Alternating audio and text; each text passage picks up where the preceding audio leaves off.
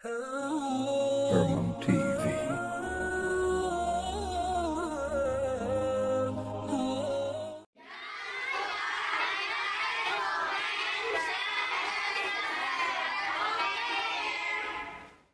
Salat maghrib berjamaah. Mudah-mudahan setiap langkah kita benar-benar menjadi bernilai ibadah yang pahalanya, keutamaannya kata Nabi menghapuskan dosa masa lalu kita, mengangkat derajat di hadapan Allah Ta'ala. Kata Nabi, setiap langkah, inna likulli khutwatin, setiap langkah ke rumah Allah itu menghapuskan dosa-dosa dan mengangkat derajat. Maka bersyukur kita, banyak fadilah yang kita bisa raih ketika kita hadir untuk melaksanakan salat berjamaah, ditambah lagi dengan majelis ilmu yang keutamaannya juga amat sangat luar biasa. Selama majelis ilmu berlangsung, maka malaikat terus mendoakan kita. Dalam sebuah hadis disebutkan, ketika majelis ilmu berlangsung itu, malaikat mendoakan dua. Yang pertama kata malaikat, Allah maghfir lahu, ampuni dia. Dia yang berada di majelis ilmu, duduk di majelis ilmu, ampunkan dosanya. Warhamhu, curahkan rahmat kepadanya. Maka mudah-mudahan dosa kita diampuni, rahmat Allah selalu turun kepada kita, karena dengan rahmat Allah itulah kita masuk syurga. Maka kata Nabi, layyudkhila amalahu ahadukumul jannah, seseorang masuk syurga itu bukan karena amalnya. Lalu karena apa ya Rasulullah? Kata Nabi, illa ayyataghammadani Allahu bi rahmatihi, seseorang masuk ke dalam syurga itu karena rahmat Allah. Maka rahmat Allah itulah yang kita cari. Salah satu cara meraih rahmat Allah dengan hadir di majelis ilmu seperti ini. Jamaah yang dimuliakan Allah Subhanahu wa taala. Allahumma salli wa sallim wa barik alaihi. Assalamu alayka ayyuhan nabiyyu wa rahmatullah. Kita pada pertemuan sebelum ini sudah banyak membahas tentang hal-hal yang berkaitan dengan ibadah secara umum. Terakhir ketika kita berada di bulan Rabiul Awal, pertemuan sebelum ini membahas tentang dalil-dalil mencintai Nabi dalam rangka Maulid Nabi, pertemuan sebelum ini. Nah, pada kesempatan kali ini kita akan membedakan antara dua hal yang disebut dengan syarat terkait tentang ibadah salat kita. Jadi ada dua istilah terkait syarat ini. Yang pertama, syarat wajib salat. Yang kedua, syarat sah salat.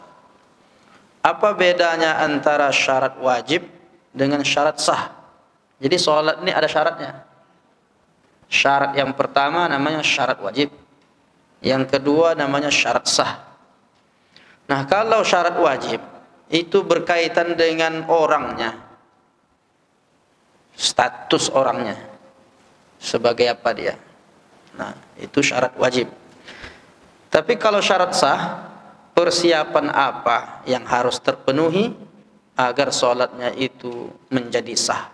Nah, jadi memang ada perbedaan antara syarat wajib dengan syarat sah. Kalau disebut syarat wajib, siapa yang wajib melaksanakan salat? Maka kalau ditanya siapa saja yang wajib melaksanakan salat, yang pertama dia beragama Islam. Selama dia belum masuk Islam, kalau dia non-muslim, belum masuk Islam, maka salatnya belum wajib baginya. Salat itu belum wajib. Karena orang melaksanakan salat itu dia mesti beragama Islam. Kalau dia tidak beragama Islam, tidak dibebankan kewajiban. Nah, jadi konteksnya di sini disebut syarat wajib. Siapa orang yang wajib salat? Orang yang wajib salat itu yang pertama orang yang beragama Islam.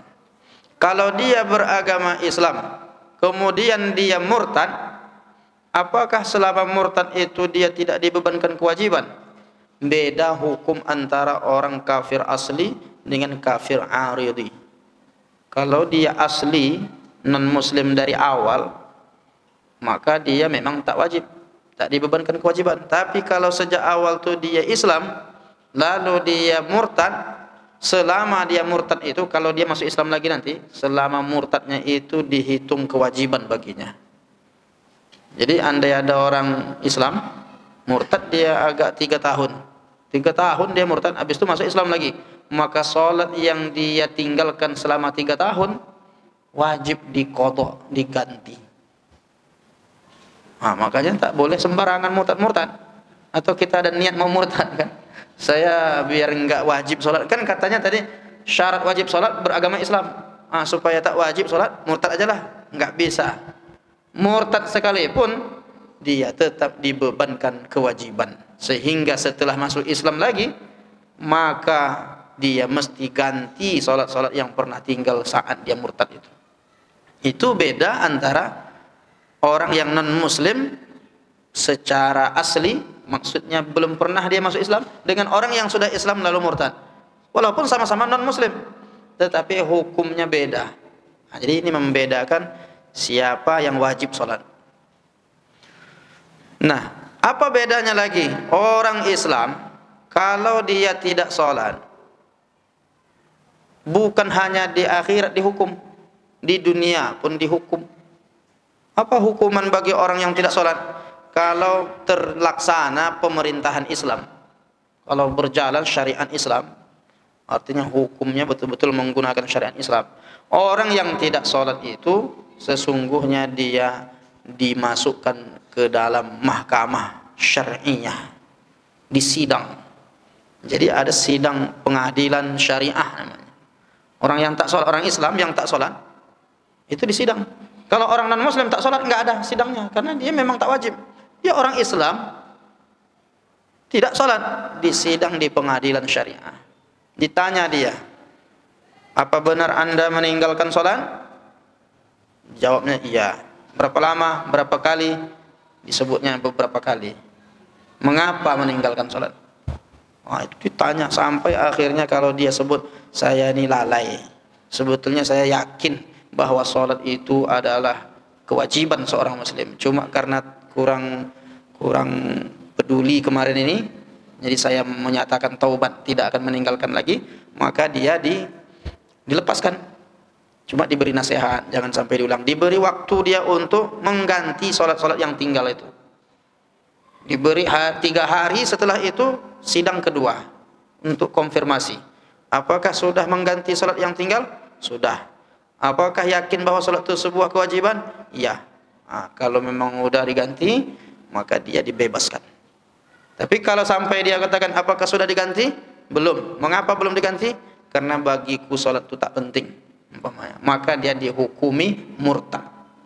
Orang Islam yang meyakini dalam hatinya itu, atau bahkan disebutkannya dengan lisan bahwa sholat itu enggak ada gunanya, tak penting bagi dirinya, maka otomatis dia keluar dari Islam. Kenapa? Karena syariat sholat itu rukun Islam. Satu saja rukun itu tidak dianggap bahagian dari Islam, tak penting katanya, tidak berguna, maka dia sudah meruntuhkan agama. Kan begitu dalam konteks rukun Islam itu. Nah, tapi orang non muslim, karena dia tidak mukallaf, tidak dibebankan kewajiban sholat, andai dia tinggalkan sholat, maka dia tidak dihukum. Nah, orang Islam bukan hanya orang yang sudah dewasa yang dihukum itu. Anak kecil sekalipun, bahkan belum lagi dia usia baligh, kalau dia tak sholat dihukum dia. Apa kata Nabi? Muru auladakum bis shalah, suruhlah anak-anakmu untuk mengerjakan sholat. Wahum abna'u sab'i sinin, saat umurnya 7 tahun. Wadribuhum 'alaiha bi 'ashrin, pukullah dia kalau dia diperintah sholat saat umur 10 tahun. Menolak dia sholat, disuruh dia sholat saat umurnya 10 tahun, belum mau juga, dihukum pukul. Begitu Islam memperhatikan. Sedangkan orang belum balik, itu kalau dia tinggalkan sholat nggak berdosa, belum balik. Tapi sudah seperti itu Nabi mengajarkan umat ini, begitulah perhatian Islam terhadap sholat. Maka kalau sudah dewasa dia balik, maka kalau sholat itu sudah dididik sejak umur 7 tahun, 10, sebentar lagi mau balik, maka dia sudah menjadi kebutuhan. Tak lagi sholat itu dianggap remeh. Mengapa banyak anak-anak yang mungkin sudah balik remeh dengan sholat? Berarti salah dari awal. di umur 7 tahun dibiarkan aja nggak sholat, terserah dia, belum balik lagi. Kan banyak orang seperti itu, atau salah disuruh sholat dia belum balik, belum berdosa dia. Padahal wajib bagi orang tua memerintahkan anaknya. Itu kan muru auladakum bis sholah, suruh anak-anakmu sholat. Itu wajib. Anak itu memang tak wajib karena belum balik, tapi orang tua wajib memerintahkan. Orang tua wajib memerintahkan. Bahkan andai sampai umur 10 diperintah menolak, diberikan punishment, hukuman. Sekarang umat ini sekarang punishment ini udah repot. Kenapa begitu? Ya, orang tua takut memukul, guru lagi dipidana, macam-macam dia memukul siswa, siap-siap dia dilapor. Kalau dulu dalam Islam memukul itu boleh, memukul mendidik, bukan memukul dengan dalam keadaan dikuasai syaitan dengan niat menzalimi, enggak. Mukul sayang, pukulan mendidik supaya dianggap ini tidak remeh salat ini. Begitu Islam, ghairu mubarrih, tidak berbekas pukulannya itu. Pukulan sayang, pukulan mendidik, tapi ada berbekas di hati. Dia mukulnya biasa aja, tapi di hatinya, karena dia serius. Ini tidak main-main salat ini, karena engkau bersalah, bapak akan hukum kamu. Fikir ya, tapi ada kesan di hati, oh berarti tak main-main ini, bahwa salat ini amat sangat penting. Sekarang kenapalah generasi kita sekarang berubah tak sama dengan orang-orang tua-tua kita dulu ketika mendidik? Gara-gara apa namanya itu? Parenting itu. Banyak betul parenting gimana cara mendidik. Padahal teorinya banyak teori barat. Cobalah lihat di antara poin-poin parenting kita hari ini apa? Jangan katakan jangan kepada anak. Pernah Bapak Ibu dengar itu? Jangan katakan jangan, putus sel otaknya katanya. Tak kreatif dia nanti, tak berinovasi, tak cerdas anak nanti karena terlalu banyak larangan-larangan. Itu sesuai tak dengan ajaran Islam itu? Bagaimana Allah Ta'ala memerintahkan Luqman mendidik anaknya? Wa idh qala Luqmanu libnihi wa huwa ya'idhuhu ya bunayya la tusyrik billah inna syirka la zulmun azim. Ketika Luqman mendidik anaknya, menasihati anaknya, itu firman Allah dalam Quran. Apa kata Luqman? Ya bunayya, wahai anakku, la tusyrik, jangan engkau mempersekutukan Allah. Kalau tak boleh kata jangan itu untuk anak-anak kita, itu gimana dengan ayat tuh? Allah yang nyuruh. Jadi ini gara-gara kita takut menyebut jangan, akhirnya anak banyak melanggar peraturan. Akhirnya aturan ditabrak aja. Orang tua pun takut menyebut jangan. Karena disuruh, ini yang baik begini. Mau menyampaikan yang baik begini, yang ini tak baik. Tapi yang ini tak disebut, kalau ini tak baik. Kalau ini disebut, ini tidak boleh. Sebut aja yang baik begini. Memang nampaknya macam parenting hebat, teori barat itu. Bukankah dalam Islam itu ada basyirah wa nadhira? Ada kabar gembira, ada peringatan. Enggak basyirah terus, enggak reward, enggak penghargaan aja, tapi ada peringatan-peringatan.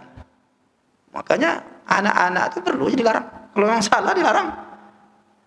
Tak boleh sebut kata jangan. Itu problem.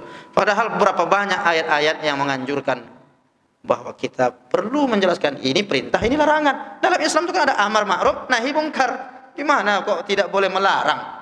Amar ma'ruf menyuruh orang buat baik, nahi mungkar melarang orang buat mungkar. Mau dihapus ayat itu. Itu kan untuk orang dewasa. Terus Luqman tadi gimana? Ini parentingnya harus difilter juga. Banyak parenting sekarang, cara mengajar anak dengan baik, padahal tidak sesuai dengan tuntunan Islam. Jadi masalah sholat ini, siapa yang wajib sholat?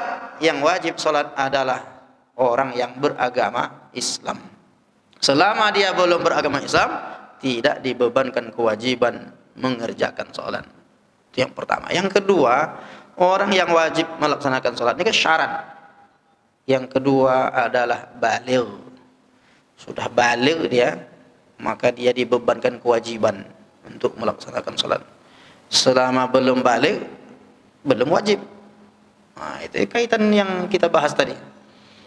Gimana menentukan baligh? Kalau dia laki-laki ada istilahnya ihtilam.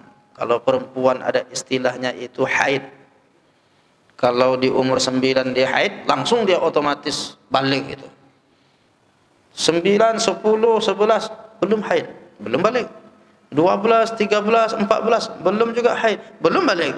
15 belum balik, belum haid, otomatis sudah balik. Nah, jadi standar awal balik itu kalau dia belum ihtilam dan haid, laki-laki ihtilam, perempuan haid, sebelum dia tanda-tanda fisik itu terjadi pada dirinya, maka sejak umur 15 otomatis dia sudah balik. Maka kalau perhitungannya kita mau hendak ingat umur berapa dulu haid, umpamanya ibu-ibu kan, gimana ngitung sholat saya pernah tinggal dulu umur berapa, maka ambil prinsip umumnya umur 15. Saya meninggalkan sholat itu 15 tahun berarti karena saya baru sholat di umur 30. Berarti banyak yang harus diganti itu, diqadha 15 tahun, kira-kira seperti itu. Nah, jadi baligh itu menjadi syarat. Selama orang belum baligh, dia belum dibebankan kewajiban. Syarat wajib sholat. Siapa yang wajib sholat? Yang pertama dia beragama Islam, yang kedua dia baligh, yang ketiga dia berakal. Berakal ini apa? Sehat pikirannya, tidak terganggu kejiwaannya, tidak majnun. Wa 'anil majnun hatta ya'qil. Diangkat pena untuk 3 orang. Salah satunya orang majnun, orang yang terganggu akal sehatnya, maksudnya dia dalam istilah sekarang tuh ODGJ, orang dalam gangguan jiwa. Tak tahu dia membedakan ini makanan atau kotoran. Kadang-kadang dia pakai pakaian pun dah tak tahu lagi membedakan ini. Itu sudah disebut gangguan jiwa. Nah, orang yang seperti itu dia tidak wajib sholat. Nah, oleh karena itu masalah ODGJ ini tak boleh juga kita merendahkannya. Karena orang yang dalam gangguan jiwa seperti itu, dia tidak ada kewajiban. Andai dia tidak sholat, dia tidak dihukum, tidak dituntut. Andai sepanjang hayatnya sejak akil balik memang dia bermasalah, sampai akhir hayatnya, enggak dibebankan dia kewajiban, enggak ada hukumannya di akhirat. Masuk surga dia. Kita nih yang sehat akal malah banyak harus ada nanti hari perhitungan, hari mizan, yaumul mizan, prosesnya panjang. Bisa jadi kita singgah dulu tuh kalau ada problem. Na'udzubillah. Tapi orang yang dalam gangguan jiwa dia enggak dibebankan hukum. Enggak ditulis dia, kalau dia buat salah pun tak ditulis sebagai dosa karena memang gangguan saraf. Pikirannya tidak normal. Nah, tetapi ada kaitannya dengan orang yang sengaja. Itu tak bisa. Kalau dia sengaja supaya rusak akalnya, supaya dia tidak sholat dan berbatas pula waktunya, umpamanya dekat-dekat menjelang masuknya waktu zuhur, diminumnya khamar. Saya supaya tidak wajib sholat, biar pikiran saya ini tidak normal, minum khamar aja lah saya. Diminumnya khamar jam 11.30, langsung hang, berubah pikirannya, mabuk dia. Jadi sampailah nanti minum banyak-banyak, sampai nanti lewat waktu asar, dekat-dekat maghrib baru sadar dia. Pas ditanya, tak sholat tadi, aku tak sehat akalku, tak berakalku.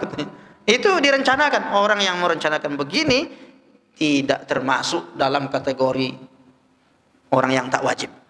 Dia tetap dibebankan kewajiban karena dia merencanakan untuk memakan atau baik dia khamar ataupun obat-obat terlarang. Kan bisa juga tuh narkoba hilang akalnya. Tiba-tiba dia sabu-sabu umpamanya, entah apa lagi jenisnya. Pokoknya semua jenis yang berkaitan dengan khamar. Sebetulnya kan narkoba itu kan landasan kiasnya itu kan dari khamar. Semua jenis yang merusak akal itu sama dengan khamar. Kalau dia tidak normal berpikirnya gara-gara dia sengaja, maka tetap dibebankan kewajiban. Jadi untuk orang yang menyengaja begini enggak berlaku, tidak wajib salat. Andai dia sadar, maka di masa dia menyengaja tadi, akalnya tak sehat gara-gara khamar dan narkoba tadi, maka dia tetap wajib mengqadhanya. Itu bedanya dengan orang yang memang gangguan jiwa, memang asli, memang ditakdirkan Allah dia tak sehat. Maka itu tidak. Cuma kadang ada orang yang berbatas, 2 hari sehat dia, 3 hari berikutnya kambuh. Nah, selama sehat wajib dia.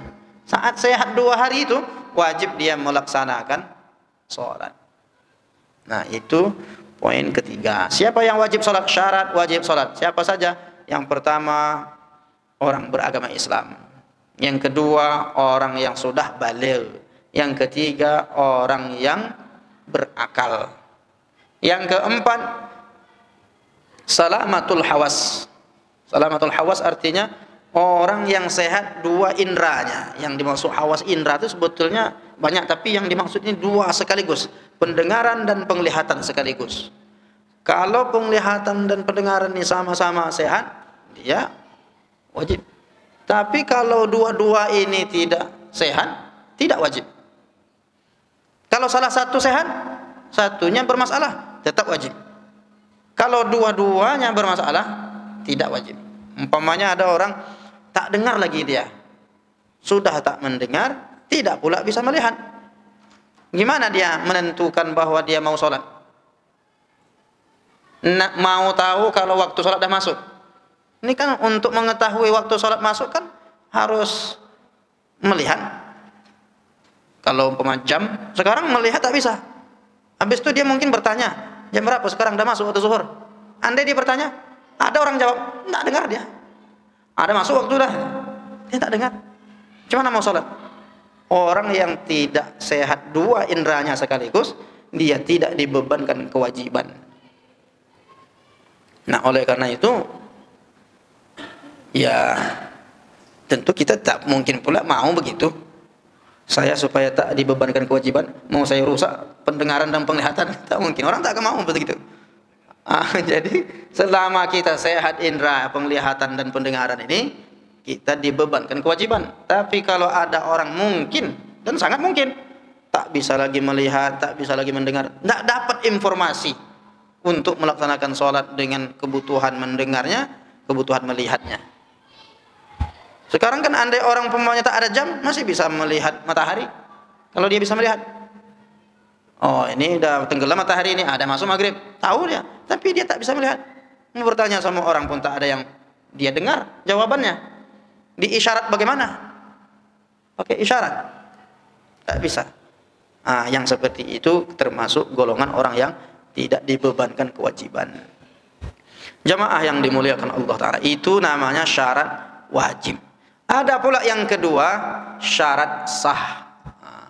Syarat wajib itu tadi. Sekarang syarat sah. Nah, kalau syarat sah apa? Hal-hal yang harus dipenuhi oleh orang yang memenuhi syarat wajib tadi, orang Islam, orang yang berakal, orang yang sudah balik, orang yang sehat indranya, dia harus memenuhi ini. Apa yang harus terpenuhi sebelum sholat? Sebelum sholat, yang harus terpenuhi sebelum sholat. Nah, orang ini harus memastikan yang pertama, masuk waktu sholat. Nah, itu syarat sahnya. Selama dia belum tahu bahwa waktu sudah masuk atau belum, ragu, sholat dia enggak sah sholatnya. Sebelum sholat itu dia pastikan waktu sudah masuk. Inna salata kanat 'alal mu'minina kitaban mauquta. Sesungguhnya sholat itu diwajibkan kepada orang beriman dengan waktu yang sudah ditentukan. Jadi kalau dia tidak bisa mengetahui faktor, banyak sebabnya. Mungkin dia berada di suatu tempat yang ketika ditanya tidak ada orang yang tahu. Dia pun tak tahu. Karena mungkin tidak ada akses untuk mengetahui waktu. Sholat dia dalam keadaan tidak tahu masuk waktu atau belum, maka sholatnya tidak sah. Orang yang sholat itu minimal dia tahu dari orang yang dia anggap lebih paham. Orang yang dia ketahui, dia saudara saya ini tahu nih waktu sholat. Udah masuk dah, maka dia sah sholatnya. Tapi kalau belum tahu dia, tak ada orang lain yang bisa menginformasikan, dia pun tidak bisa mengakses, dah masuk atau belum, maka tidak sah. Andai, ini berandai. Andailah dia sudah ternyata sudah masuk waktu. Udah jam 1.30 siang, zuhur itu udah masuk waktu zuhur tuh. Udah lewat bahkan tuh. Jam 1.30. Dia masih ragu. Jangan-jangan belum masuk waktu zuhur. Tidak dapat akses, nanya ke orang tak tahu, jam pun hilang, handphone pun dicuri orang, tidak ada tanda mendung pula, umpamanya tak bisa melihat matahari. Dia masih ragu nih, udah masuk atau belum ini, umpamanya. Lalu dia sholat saja, umpamanya zuhur, selesai dari zuhur, datang kawannya, tanyanya, Jam berapa sekarang nih? Jam 1.30 udah lewat nih, 1.35 nih dah pokoknya. Karena dia udah selesai. Lalu apakah bisa dia katakan alhamdulillah sah salat saya? Ternyata saya salat di dalam waktunya. Maka salat yang seperti itu masih terhitung tidak sah salatnya. Kenapa? Karena dia harus memastikan masuk waktu itu sebelum salat, bukan sesudah salat. Itu pentingnya syarat sah salat itu. Orang yang mau salat itu memastikan dulu berdasarkan maklumat informasi apa saja yang bisa dia dapatkan untuk meyakinkan bahwa waktu dah masuk. Itu syarat pertama. Syarat sah salat. Andai dia salat di ujung waktu dalam keadaan tidak tahu juga dan ragu-ragu, bahkan dia jangan-jangan ini udah akhir waktu salat ini, tiba-tiba udah salat aja lah, daripada nanti saya berdosa meninggalkan salat jadi ya. Selesai salat agak 15 menit selesai salat baru jumpa orang, jam berapa sekarang? Ini baru masuk waktu asar, dan lewat waktu zuhur itu, maka salatnya tadi tetap tidak sah dan dia harus ulang salat itu di waktu asar. Begitu, karena dia belum tahu pasti bahwa waktu sholat itu sudah masuk atau belum. Itu yang pertama. Yang kedua, apa syarat sah sholat? Supaya sholat itu sah, orang yang muslim, yang berakal, yang sudah balik, sehat pendengaran penglihatan tadi, supaya sah sholatnya dia harus memastikan bahwa dirinya suci dari hadas besar dan hadas kecil. Kalau dia umpamanya haid, dia pastikan dulu suci, kemudian bagaimana cara mensucikannya, dia pastikan mandi. Atau dia junub, dalam keadaan junub, maka dia pastikan mandi janabah. Atau dalam keadaan nifas, dia harus pastikan sudah bersih, sudah selesai nifasnya, dan dia mandi, baru bisa sholat. Itu hadas besar. Tapi ada hadas kecil, dia harus pastikan dirinya telah berwudu, baru bisa sholat. Selama dia belum berwudu, selama dia belum mandi janabah, maka dia tidak bisa melaksanakan sholat. Dalam arti sholatnya tidak sah kalau tidak diangkat hadasnya, baik hadas kecil maupun hadas besar. Nah, oleh karena itu dipastikanlah kita dalam keadaan suci dari hadas besar. Sebelum sholat dipastikan dulu. Itu syarat sah yang kedua. Yang ketiga, syarat sah yang ketiga itu suci pakaian, kemudian badan dan tempat sholat dari najis. Jadi kalau umpamanya tempat sholat itu ada kotoran atau ada pipis kucing umpamanya, itu tak bisa kita sholat situ, tidak sah sholat. Karena syaratnya harus dipastikan dulu. Supaya satu, dipastikan tempat sholat itu bersih, suci. Begitu juga badan, mungkin terkena kotoran apa? Badan kita, pipis cucu kita umpamanya, tidak. Dah wudu kita kena najis, tidak sah. Mesti dibersihkan dari najis, wudu lagi. Kemudian pakaian, begitu ya pakaian. Kalau pakaian terkena najis, dibawa sholatnya tidak sah. Itu yang ketiga. Yang keempat itu menutup aurat. Selama sholat kita ini belum dipastikan tertutup aurat, maka sholatnya dianggap tidak sah. Pastikan dulu menutup aurat. Kalau laki-laki dari pusar sampai ke lutut itu batasnya. Kalau perempuan seluruh tubuhnya kecuali wajah dan telapak tangan, itu aurat perempuan. Tetapi beda dalam mazhab Hanafi misalnya. Kalau mazhab Hanafi kaki itu tak masuk aurat. Makanya ibu-ibu yang di India, Pakistan itu banyak kita lihat dia sholat kakinya nampak. Kenapa bisa seperti itu? Karena dia mazhabnya Hanafi. Dia pakai dalil illa ma zahara minha, kecuali yang biasa tampak. Karena itu biasa tampak tak dianggap itu sebagai aurat. Tapi mengapa jumhur ulama termasuk mazhab Syafi'i menganggap kaki itu juga aurat sehingga tak boleh terlihat saat sholat? Kata Nabi kepada Asma, ya Asma. Asma ini saudarinya Aisyah. Innal mar'ata, sesungguhnya perempuan itu idza balagatil mahid, kalau sudah sampai usia haid, sudah baligh, la yasluh ayyura illa hadza wa hadza. Tidak boleh terlihat darinya kecuali wajah dan telapak tangan. Telapak tangan itu maksudnya ya zahiruha wa batinuha, pergelangan. Nah, itu yang boleh tampak dalam konteks aurat perempuan. Nah, artinya kalau kita bermazhab Syafi'i, memang kaki pun termasuk aurat sehingga harus ditutup di dalam sholatnya. Nah, orang-orang yang bermazhab Hanafi, ya tidak bisa kita salahkan juga, karena dia punya dalil juga. Jadi dalam perbedaan pendapat ini, yang bisa kita lakukan itu berlapang dada, tidak menyalahkan. Karena banyak juga ibu-ibu kita yang melihat waktu umroh tuh, manalah sah sholat seperti itu katanya. Karena kita sudut pandangnya diajarkan mazhab Syafi'i harus ditutup. Nah, andai sedang sholat tertiup angin, sedang sholat nih, sebelum sholat udah rapat-rapat betul, tertiup angin, maka kalau dia sadar itu terbuka orang, dia tutup segera, sholatnya tetap sah. Tapi kalau dia biarkan terbuka, batal sholatnya. Karena syarat sah ya harus dipastikan bahwa sholat dalam keadaan menutup aurat. Yang terakhir, syarat sah sholat itu menghadap kiblat. Kalau orang sholat tidak menghadap kiblat, maka sholatnya tidak sah. Terus sholat yang di pesawat itu menghadap kiblat enggak itu? Banyak itu kita diingatkan, menghadap aja lah, kemana aja lah, pokoknya menghadap ke depan aja lah sholat. Secara hukum fikih enggak sah. Terus gimana sholat seperti itu? Diulang lagi sholat itu. Walaupun dah sholat kita di pesawat, nanti sampai lagi di Madinah itu, kalau umroh itu umpamanya dari Madinah ke Makkah. Nah, sampai di sana bersih-bersih semua, udah wudu, udah sempurna, ulang lagi sholat yang di pesawat tadi yang menghadapnya tidak ke kiblat tadi itu. Nah, itu harus dilakukan karena banyak juga tidak payah ulang lagi. Kan kita darurat katanya. Udahlah sujudnya kepalanya tak di lantai. Padahal sehat, bisa berdiri sholat tapi duduk. Alasan darurat. Maka dalam mazhab Syafi'i, orang yang sholat seperti itu harus diulang lagi, tapi tetap wajib sholat. Wajib dia sholat di pesawat tuh, cuma nanti wajib juga untuk mengulang kembali. Nah, itulah 5 perkara poin tentang syarat sah sholat. Agar sholat kita sah, maka harus memenuhi 5 syarat itu. Kapan wajib sholat? Kalau wajib sholat harus dipastikan beragama Islam, harus dipastikan bahwa kita itu adalah balik, sudah balik, dipastikan pula bahwa sehat akalnya, dipastikan juga indranya, khususnya pendengaran dan penglihatannya sehat, baru dianggap dia wajib. Nah, orang yang wajib ini dia harus memastikan 5 perkara agar sholatnya sah, disebut syarat sah. Apa saja? Masuk waktunya, suci dari hadas besar dan kecil, suci pakaian, badan dan tempat sholatnya dari najis, kemudian menutup aurat, dan yang terakhir menghadap kiblat. Itulah pembahasan kita, syarat wajib dan syarat sah. Bisa diulang agaknya tuh? Insya Allah bisa.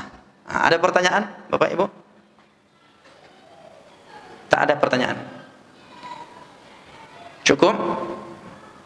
Ada Bu? Silakan Bu. Waalaikumsalam warahmatullahi wabarakatuh.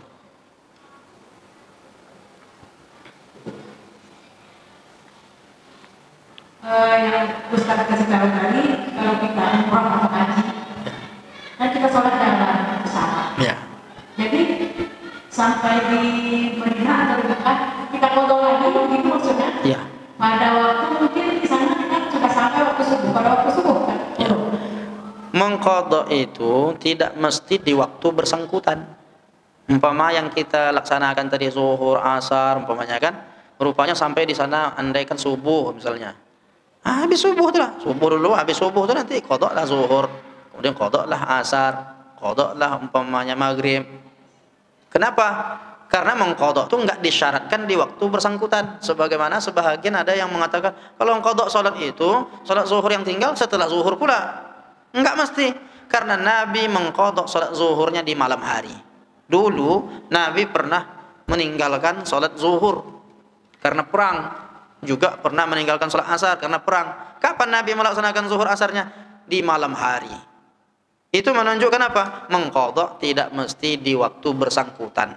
Jadi sesampainya kita situ, walaupun jam-jam duha, buatlah. Boleh.